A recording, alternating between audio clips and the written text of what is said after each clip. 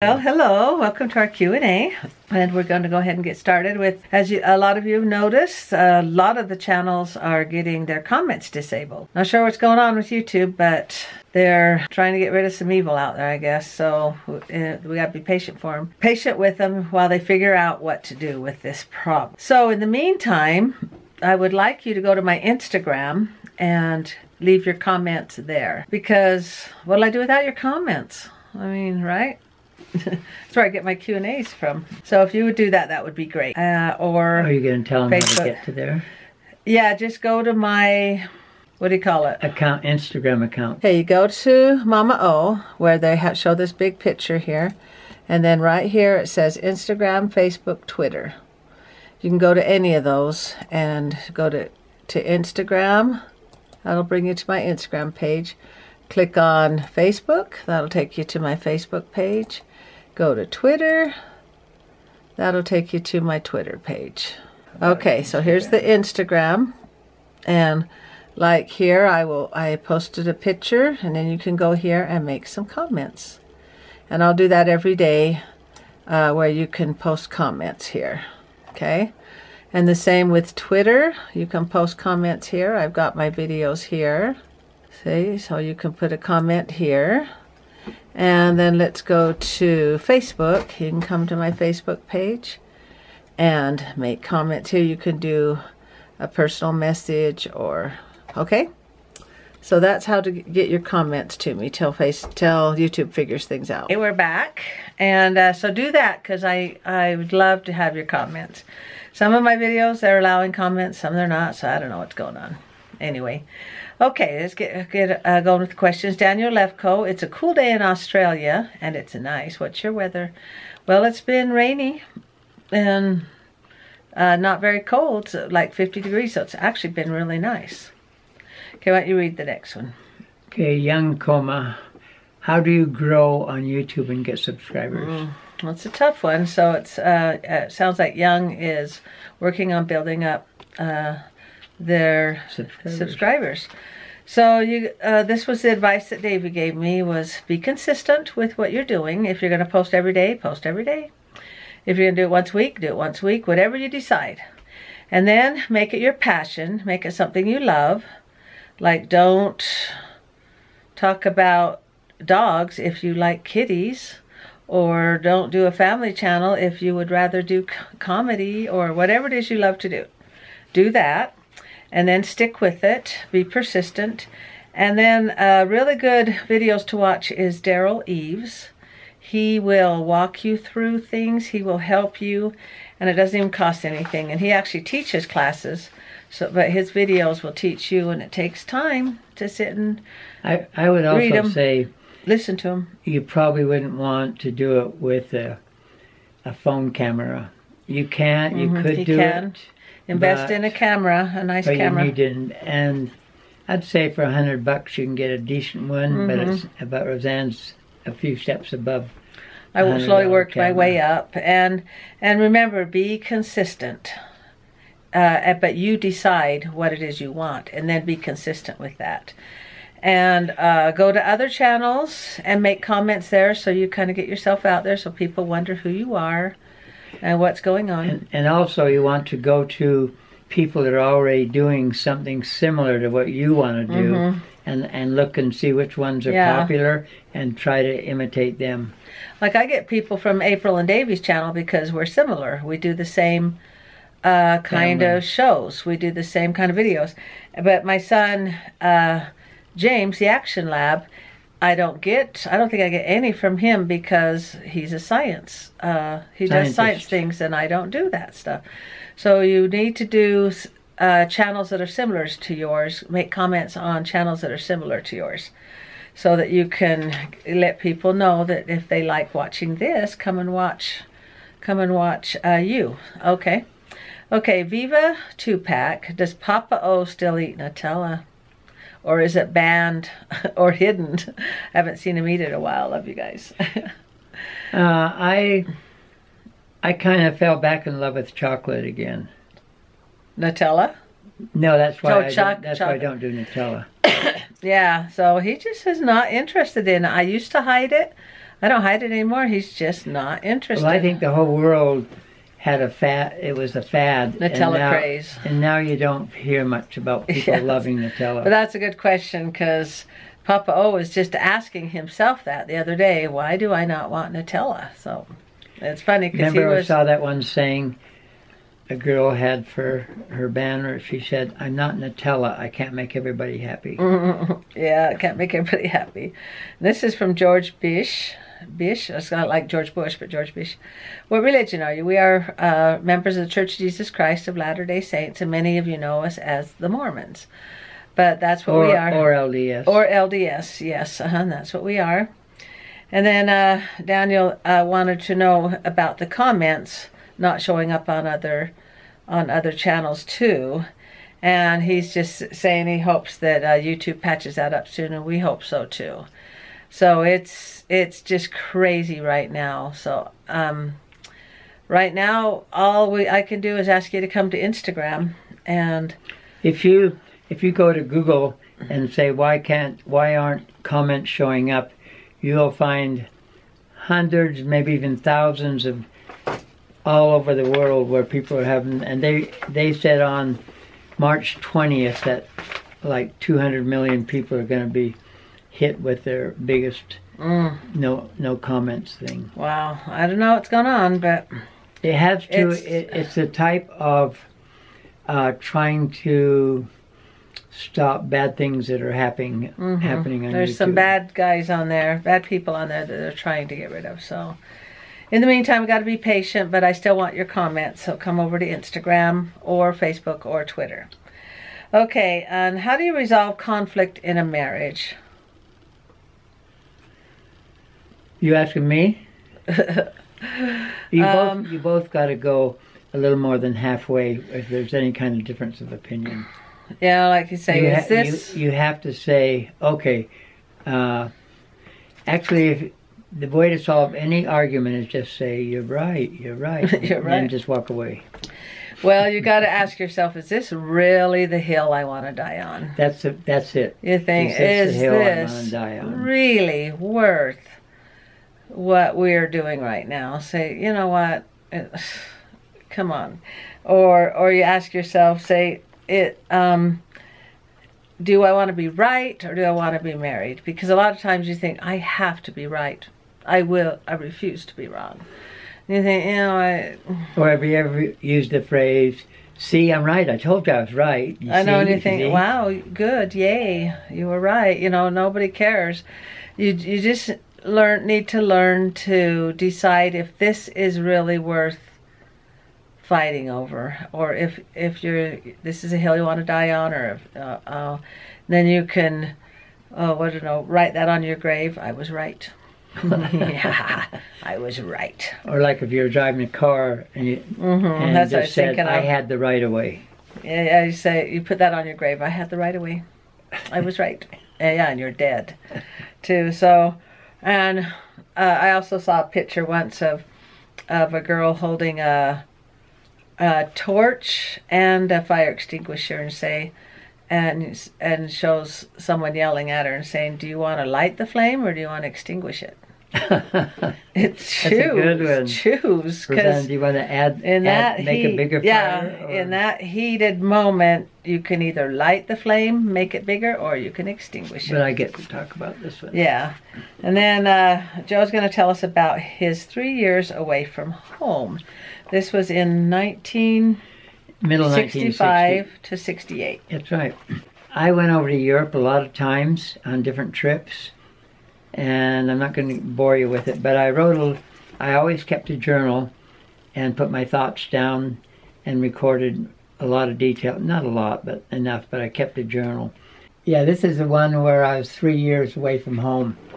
And what it was is I was about 10 years old. Yeah, I got fired from my job on construction, and my passion was foreign languages. Well, he'd gone on a mission for the Church of Jesus Christ of Latter-day Saints it was a German-speaking mission to Switzerland, and he just he got a taste of traveling and languages, and the rest is history. I was born in Canada, and I was always fascinated with French because when I was on my German-speaking mission in Switzerland, the biggest second language was French, and I was fascinated by seeing that language there everywhere because everything's written in 2 languages. So I took 1 year of college French. I couldn't carry on a good conversation, and so I decided to change that, and I decided to go to Quebec, Canada. So I spent 1 year working for Reynolds Aluminum with French people. I went up north until I found a little town where there was nobody could speak English, and that was perfect. So I stayed there a year, and then all of a sudden I said, I could do this with other languages. And you worked in the aluminum factory for a year and saved up your money. And I saved up enough to fly to Spain. So I decided my second language was going to be Spanish. So after 1 year, I went to Spain and lived there for a year, teaching English in a private language school. And the third year I went, so the third country was Italy, and I got a job at a language school teaching English and learned Italian. And I fell in love with Italian. In French Canada, they're very different. The dating, going out with people, the customs are very different and everything. And I proposed twice while I was there. No, just once. But never mind. For a nice little LDS boy and going to dances, it was just a different experience. So, but I behaved myself because I believe that to do anything besides kissing is something you do after marriage and not before. That's what our religion believes, and the girl would not convert and he wanted to marry in the church, in the temple, so he refused to marry anyone out of the church. And I'll just read on the back here what he wrote to kind of sum everything up, because it's hard to capitalize everything in 3 years into just a few minutes on YouTube. He says, I long to return to Europe after living in Switzerland for 2.5 years, where I learned German. That was for his church mission. I had just completed a year of French at the university and wanted to live in a French culture to help my speaking. After visiting my father in Vancouver, I took a Greyhound bus to Quebec, Canada, ended up in Three Rivers, Trois-Rivières, a week before Christmas with $150. The town was 99% French speaking, exactly what I wanted. I found love and a job. What more could you want? But left them both a year later to fly to Spain and Italy. Madrid was the pursuit. Purist. Oh, purist Spanish. It's getting into pictures. I can't see it very well. I don't wear my glasses very often. Purist Spanish, and Florence, the purest Italy, and the birthplace of the Italian, and the birthplace of the Italian Renaissance, Da Vinci and Michelangelo. Though I learned to converse in TV French. What's TV? It means proper French. Oh, proper French. TV French in Quebec, I didn't learn the 200-year-old dialect of French they spoke there. Spoke it here. I loved Italian more than French. How bizarre. This is my story, Joe V. Orgill. And then he just writes his 3 years in there. So, and there's a link below, that rhymes, of what he wrote. And he's got, I think, like 10 books of his adventures before we met. Not 10, well, some of them were my mother's life story, my father's life story. That's true. And your bike ride back east, meeting Roseanne, your bike ride to Quebec, and what else? Your 3 years. That's fun to get to know Papa O. That rhymes. Well, my grandmother died at 97, and she wrote 3 life stories every 20 years. Yeah. Like at 60, at 80, and then almost 100. She was an amazing woman. And she said every part of your life, when you look back, you see different things that you should have done, and you appreciate other things you didn't appreciate. She was a really good poem writer, a prominent church member. She was her grandfather came across. I have grandfathers on 2 sides. One came across in handcarts across Wyoming and the Rockies, and the other one came across in covered wagons. And so we have pioneer. Utah Heritage, yeah. was settled by hard-working pioneers. Mm-hmm. Yeah, to come and tame the West was quite a feat. So it's pretty interesting. Like my grandma's father was part of a band of guys that protected the Mormons against the Black Hawk. Oh, Black Hawk Battalion. Battalions was a bunch of Mormons that came down to march to the war, and by the time they got there, the war was over. Yeah, but they marched the 2,000 miles. That wasn't their fault, though. The war was over. I'd be glad it was over by the time I marched that far. Anyway, the Black Hawk warriors had guns with them, muzzle-loading guns, and they protected the pioneers from Indians stealing from them, and Governor Boggs had set out an extermination order to kill Mormons, so they had to protect themselves. Crazy. That's earlier in before your grandma, and his grandma wrote something that they were going to put into a movie. What'd she write? Handcarts Westward. Handcarts Westward, and you've got that published, don't you? Yeah. Here. And Cecil DeMille was going to put that into a Hollywood movie, but then he died. So that idea died right there. Just a group of handcarts, two different handcart companies. They were pushing their handcarts. They got to Wyoming, and an early wet winter, I believe in October, set in with snowfalls, and the handcarts couldn't go any farther, and people were dying left and right. So she really took, a sad story. She took true stories and made fictional characters out of them to make the story of the trek west for the church. Well, everything was right. The places and the people were right, except for two families. No, actually a boy and a girl. Oh, yeah. So she takes the true stories and then makes fictional characters. But so it's just really a fun way to get to know what the how it was for the Mormons and pioneers to come across the valley and settle the West. So it's pretty interesting. Okay, we'll go ahead and close with a couple of quotes. Yeah, we're 18 minutes. That's our max. Yeah, and we did a few minutes before I shut the camera off to show them about Instagram. Okay, close with a couple of quotes. Okay.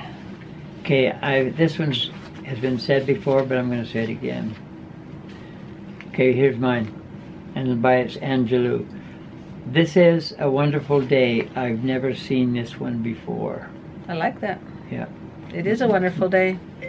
This one is new. To think we are able is almost to be so. To determine upon attainment is frequently attainment itself. Earnest resolution has often seemed to have about it almost a savor of omnipotence. Okay. That was a little deep. Where is that one? Right here.